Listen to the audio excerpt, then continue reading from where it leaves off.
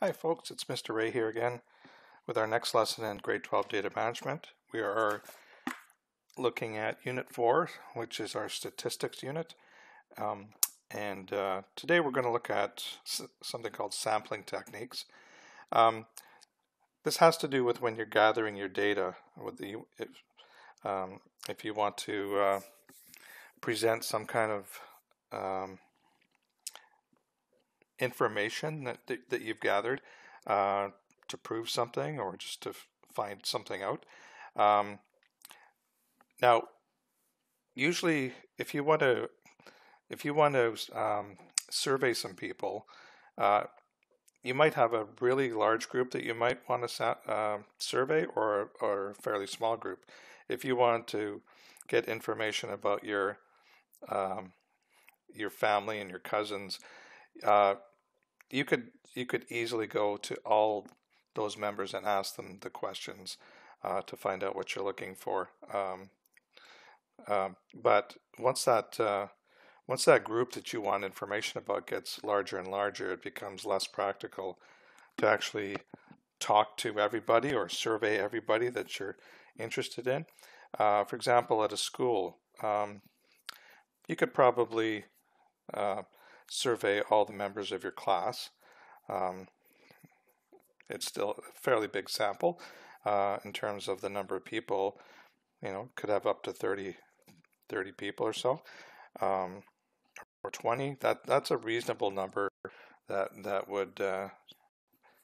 you could gather the information from. But once you get to, say, the population of Canada, it's definitely not practical to talk to every single person that you're interested in. So what we do, because the reason why we can't is just it's not practical. The cost, the fact that it would take years and years to do. So what we do is something called a sample. So if I look at the definitions here to begin with, the population are the people you're interested in or that you want to study. So all individuals who belong to a group being studied. So that might be all students in the school. It might be people that live in Brampton. It might be all Canadians. It's the entire population, everybody that you're interested in knowing more about. Okay. Now a sample is going to be a collection of individuals from that population that you want to study or survey. So what's going to happen is, instead of surveying all the members of your school or the Brampton or Canada, you will decide on a way to find a sample of those people that represent the general population. And that's very important. It's also very difficult. You want to make sure that the sample that you're talking to represent the people, the population that you're interested in. Okay. So there's all sorts of different methods. What we try to do is make sure that, first of all, that the sample represents the population, and generally that everybody that you're interested in has an equal chance of being selected to be asked questions about. Okay. Now I've got a couple of 3 basic types of samples here for definition, but below I've got like 7 with 7 types of sampling. So generally these are kind of the 3 main areas. A simple random sample. Every member of the population has an equal chance of being selected, and the selection of any particular individual does not affect chances of any other individual being selected. So it's totally random, but it's also representative of the population. Everybody has the same chance. Okay, so that's simple random. Systematic is when you take a more system-based approach to it. You might go and organize the population that you're interested by a certain, by their social insurance number, by their address, by their postal code, group them by that, and then going through at regular intervals and picking every, say, 100th person that's on the list. So generally it says selecting members to be selected by going through the population sequentially and selecting at regular intervals. So you're not you're just not picking the first 10 people you see on the street. You're deciding based on a list that you select your sample at regular intervals. Those are the people that I'm going to talk to. Okay, so you have to have some sort of sorting criteria to be able to do that. And then we have stratified sample, which is groups that share a certain characteristic, age, sex, education level are called strata. So what you do is you organize your population into the strata, whether it's age, sex, education level, grade in the school, whatever you're interested in. A stratified sample has the same proportion of members from each stratum as the population does. So what that means is, say you wanted to survey Canadians about a certain topic, about the carbon tax, something like that. But if you selected, 75% of your population was women, over the age of 50, well, that leaves only 25% for the rest of the population. So that would mean that you've overrepresented that strata of women in a certain age group. So you have to be very careful that each strata that you use has the same proportion that you survey as is already in the normal population. We're going to do an example like this with high school grades, so hopefully that'll make more sense. Now let's go through kind of more specific types of sampling. You see here that we've already got the first three here: simple, random, systematic, stratified. This has the properties of each. You can compare them back and forth, and you can also, there's also an example here. So let's go through them all, just so you got a chance to think about it. Simple random, which we've already defined, randomly choose a specific number of people, includes stratified and systematic samples. So even though you have a stratified sample, you would still do simple random sampling as part of that. So you can actually combine all three of these, or just two, or just use one. So an example of simple random, put all the names of the population in a hat and draw one or several names. Each person has an equal chance of being chosen. Could be people in your class. Maybe you want to randomly survey 10 of the 30 people. So you just put everyone's name in a hat or a box, whatever you're using, and just randomly pick 10 people out of there. That would be a simple random sample.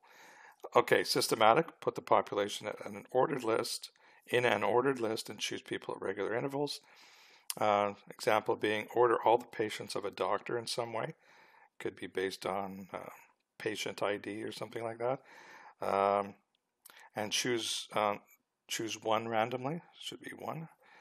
Select the rest of the data at regular intervals from the original starting point.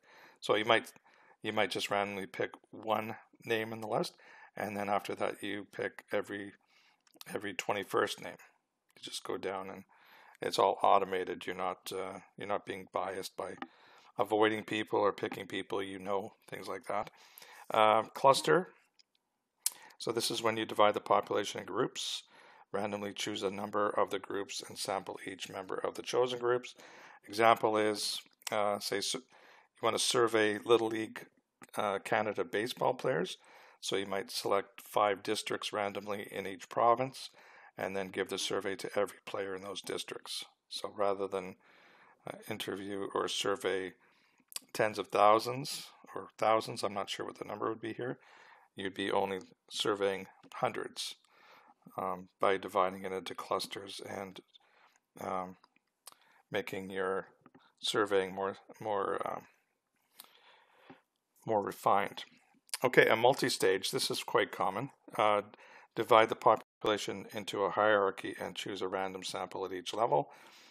So something like this is a good example here. Conduct an employee wellness survey by randomly selecting 10 stores that the company has, and then for each each store, randomly select 3 departments in each store, and then randomly select 10 employees in each of those 3 departments. So each store would have 30 people surveyed, but it's only 10 of the whatever number of stores they have. Okay, convenience. So the last 2 are probably not preferred methods, but they are common. Convenience, choose individuals from the population who are easy to access. Like you might just be, standing outside the school doors or in a mall or after a sporting event, and then asking people if they're interested in answering some questions. Can yield unreliable results since it inadvertently omits large portions of the population. So if you did your survey outside the high school, obviously most of the people you're interviewing are teenagers. So if you're interested in government policy or something like that, you'd be very it wouldn't be representing the population very well if all the people you're talking to were the same age group. And the good thing about this is very inexpensive. Like just standing outside the school door asking questions doesn't cost a lot. Here's an example. To get the public's input on a new pet bylaw, a local politician goes to a local park and asks people their opinion. Okay, now, obviously in this case, people that go to a park, a lot of people have pets, dogs, cats, etc. So that's pretty obvious that the opinions being voiced by these people probably aren't the same opinion of the general population. Okay, and we'll talk about more of this later when we talk about bias and surveys and other things about gathering your data. The last method of sampling is called voluntary, and you allow participants to choose whether or not to participate. Often this could be through, maybe you put up a sign on the wall, if you're interested in participating in this survey, please email me, or you could mail stuff out to people, and the only people that are going to reply are those people who are interested in replying. So the problem with that, obviously, often the only people who respond are those heavily in favor or heavily against what the survey is about. Okay, people that don't really have an interest one way or the other probably will not reply, not respond. So it doesn't represent the overall population. And example would be conduct an online poll asking people whether banning junk foods in schools will fight obesity. So you'll get people replying that want to get junk food banned, and you'll get high school students who want to eat junk food, but rest of the population probably don't have a lot of say, and they don't really feel like participating. Okay, so those are some types of ways of sampling the population. And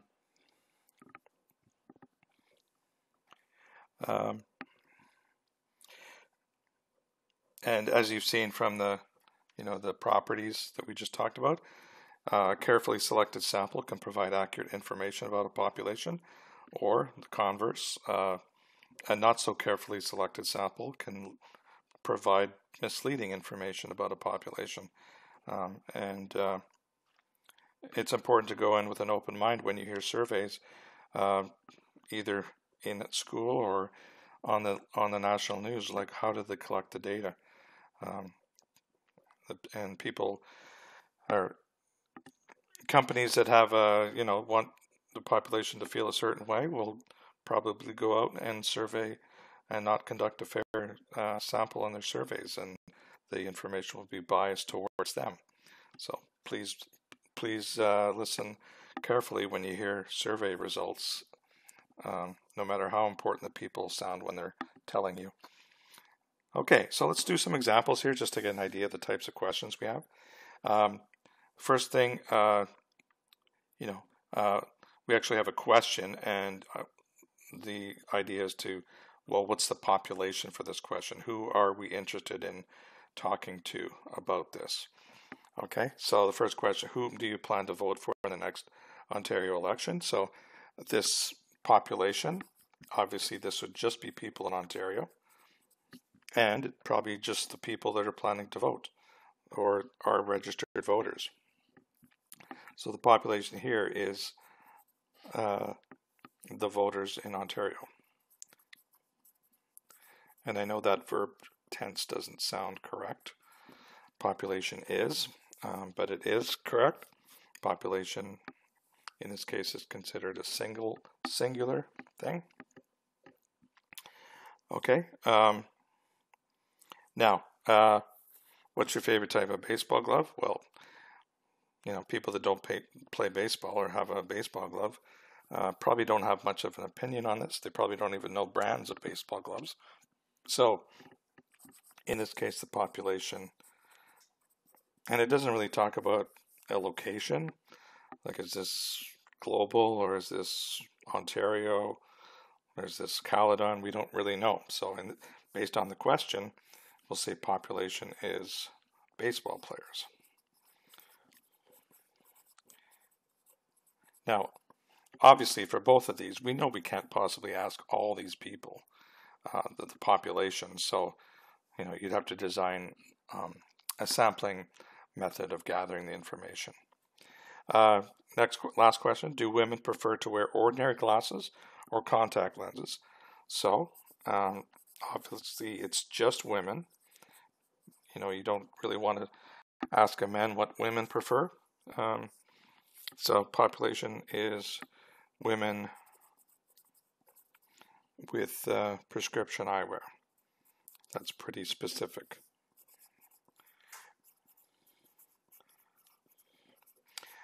You might think, I think when I did this question before, I put women, population is women with eyesight problems, but that's not really a good one for this, because there could be some women who, you know, don't wear any kind of glasses or contact lenses but have vision issues. But you want people to have, you know, a preference of one or the other to interview. You have to target your population to exactly what the question is asking. All right. Example 2. We're going to design a high-level systematic sample. A telephone company is planning a marketing survey of its 760,000 customers. For budget reasons, the company wants a sample size of about 250. Suggest a method for selecting a systematic sample. So they've already told you they only want to sample 250 people, and you know they have 760,000 customers. So the first thing you would do is we have something called a sampling interval. So what you do is you divide the population, 760,000, by the number of people you want to, by the number of people in the sample that you want. And in this case, it works out to 340. So that's basically every 340th person, every 340th customer you want to interview or survey. So in this case, once we know that, we would randomly call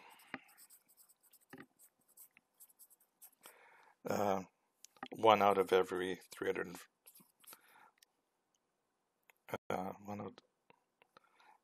One out of every 340 customers. So in this case, I won't write this down, but you might kind of group, make strata or groups of 340 customers, and then randomly pick one out of each of the 340 groups. So there's a variety of things you can do, but that sampling interval is key when you're designing your type of sample. What expense, and for this case about calling our customers, one out of 250 customers, the labor costs in this case will be pretty high. So the labor costs of organizing organizing and making calls is probably your most expensive part of this type of survey or sample.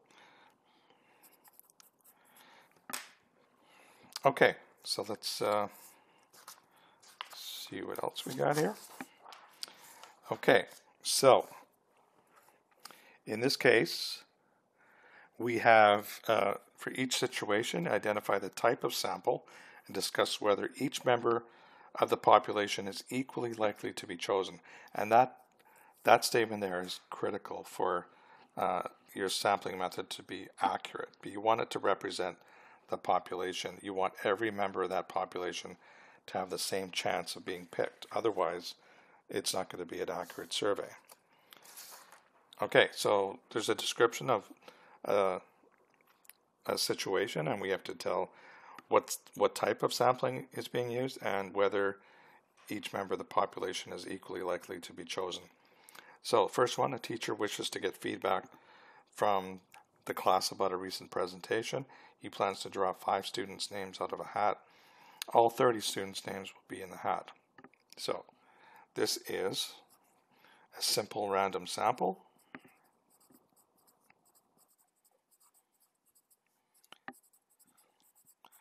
Okay, and because all the 30 students' names are in the hat, which is being used to randomly pick 5 of them, since every student has an equal chance of being selected. So each person, student in this case, has same chance of being selected.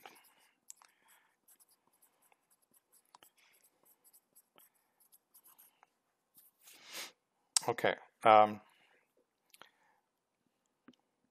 Second one, the telephone company wants to determine whether a fitness center would be used by its 3,000 employees.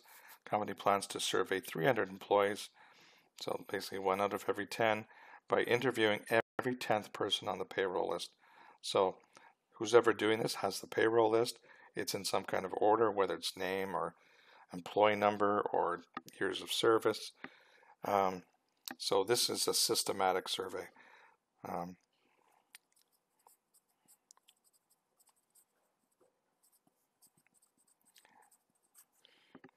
Okay, and this is where you'd randomly pick, a name on the list.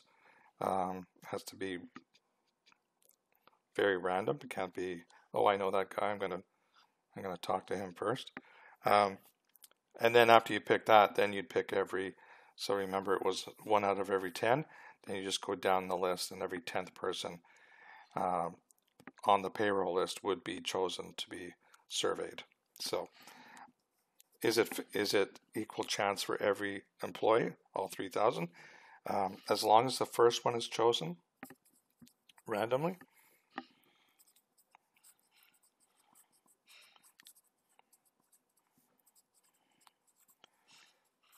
then all the others are just kind of automatically 10 people after that first person being selected. So as long as the first one's random, each person has the same chance of being selected.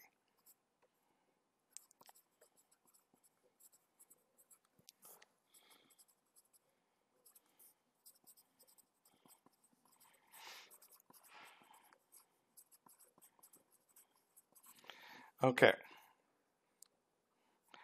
Third one, a chain store is trying to decide whether to open a store in Huntsville, Ontario. The company decides to survey 25% of the population of Huntsville and 3 nearby towns. The towns in the population are Huntsville, Kearney, Emsdale, and McMurch, with different populations. You can see Huntsville is by far the biggest of the 4 towns. Okay, so what method are we using here? Well, I guess it's not totally clear when they say 25% of the population. As long as they group all these people together and then pick 25% of the entire population, that would be fair. But if it's broken into these groups and then you take 25% of each group, well, that would not be fair. It would not be every person wouldn't have the same chance anymore, because well, you know what? I think actually it is, because if you take 25% of each town, it's still the same as if you took 25% of the entire population. So, on second thought, this would be fair. It would be called a stratified sample, because you're basically grouping it by the town, and you take 25% of each town.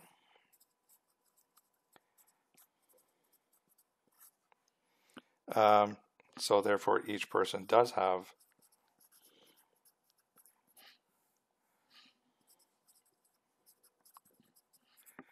same chance of being selected. So let me describe an alternate version of this that wouldn't be a fair sample. If you said, okay, I don't know what the entire population is. Let's see, it's about 4,000. Let's say 23,000. So if it was 23,000 people in this, and you said, okay, 25% of that is, say, 5,500. If you then said, okay, I'm going to take that 5,500, actually that seems a bit high, doesn't it? Let's go to, yeah, if you decided, okay, I'm going to choose, let's say it's 4,000. I'm going to choose 1,000 people from each of the 4 towns. Well, that would not be fair, because, well, it wouldn't even work, because Kearney and McMurch have less than 1,000 people. But even if they didn't, if you're only surveying 1,000 people from Huntsville, that's like 1 out of every 20 in Huntsville. But if you were to survey the same number of 1,000 people in Emsdale, that's 1 out of every 2.5 that's being surveyed. That would not create the circumstance where every person has the equal chance of being selected, because obviously the people from Emsdale would have a much higher chance of being selected than the people from Huntsville. But because we just broke the towns into 4 towns and then took 25% from each, then every person does have the same chance, basically a 1 in 4 chance. Okay, a couple more here. Market research company mails surveys to all the adult residents in a town. Survey asks about brands of consumer products. Residents are asked to mail back their responses in a prepaid envelope. This is a voluntary response survey. So we talked about this on the previous page. Now the problem with these is it is voluntary. The only people that respond to these are people that are bored, or maybe want to hear their voices heard on this for some reason. So only interested people will reply or respond. So that's not going to be very representative of the population. I don't know how many of these I've received over the years, and I don't think I've ever once responded, just because, didn't really have any strong feelings about it and didn't really feel like spending time on it. So, and I think a lot of the population feels that way about these voluntary surveys. So therefore the population will not be represented, because if it's just retired people responding, well, that's not a good representation of the population. However, it is very cheap, but that doesn't make it a good survey.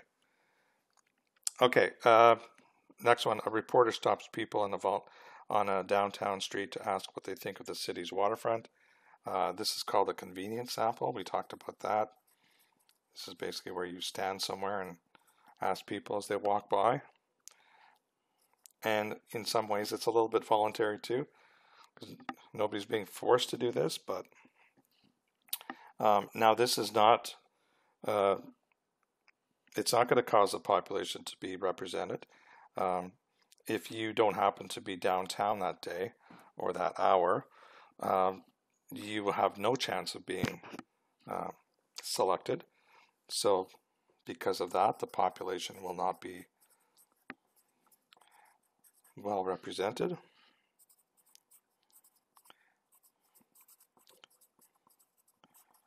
So you're seeing, voluntary convenience, obviously cheap methods, inexpensive methods of collecting data, but not very reliable.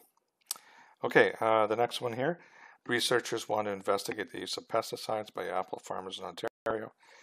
They divide the province into 10 sections and choose 5 sections at random. Then they sample all farms within the 5 sections. So they basically geographically, you have your 10, you have your strata of 10 sections. You randomly pick 5 of them, and then all the farmers in those 5 sections get sampled, get surveyed. So this is called a cluster sample. Cluster sample, and basically all the groups and sections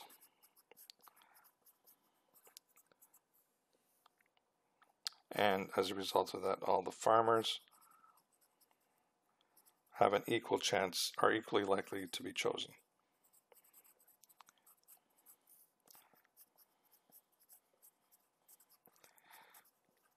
Okay, so I know, I think there's maybe one more. Yeah, one more example. So the last one, this is more of a student one. Province wants to randomly choose 250 students. It randomly selects 5 school boards from the 72 in Ontario. So there's some knowledge for you, 72 school boards in Ontario.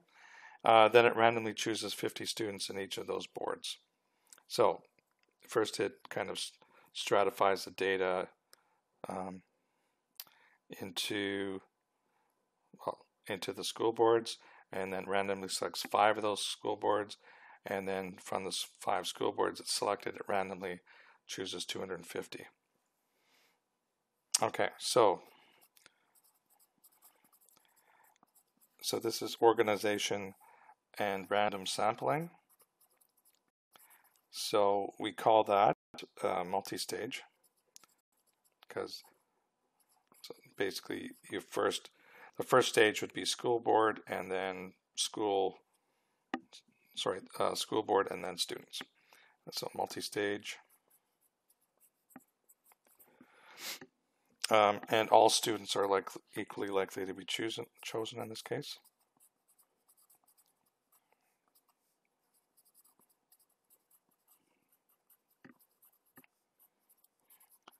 Okay, so that's we've done quite a few of those examples, but basically, if you want to determine if a sampling strategy is a good one in terms of getting reliable data, you have to ask yourself, does every member of the population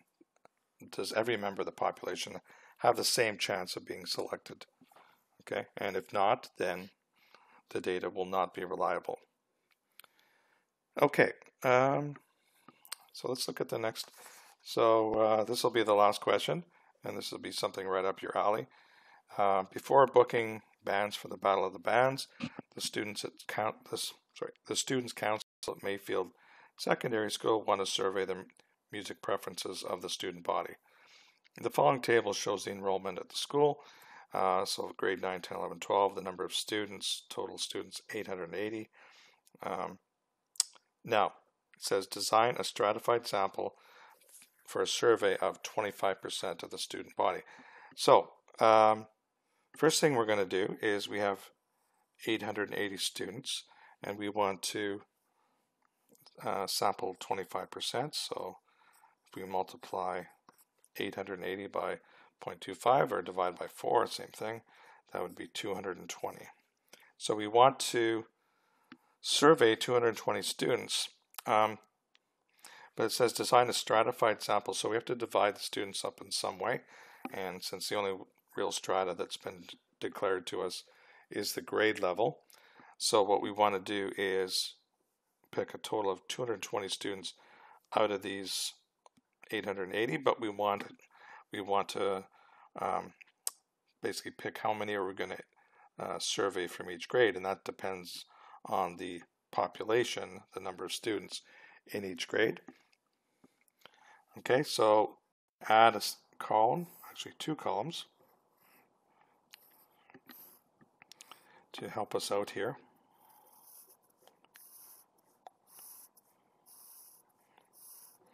Okay, so the first one, you've seen this on our last lesson, the relative frequency. So that's basically, instead of putting it as a number of students, we do it as a population of the total number of students. So basically this will be 255 over 880, 232 over 880. So that this works out to, so 29% of the students are in grade 9, 26% are in grade 10, 24% in grade 11, and 21% in grade 12. If I add these frequencies up, this does add up to 1 because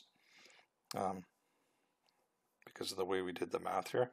Now what we do is we want to determine how many we're going to sample from each grade. So this one is really just, we take the number we're sampling. So for example, for the grade 9s, we want 29% of the people that are part of our sample to be in grade 9. So this is just 220 times 0.29. And that works out to, of course, we're going to round. It's not going to have parts of people being sampled. And if I do the same thing here, 26% of it, of 220, that's 58. We have 52 from grade 11 and 46 from grade 12.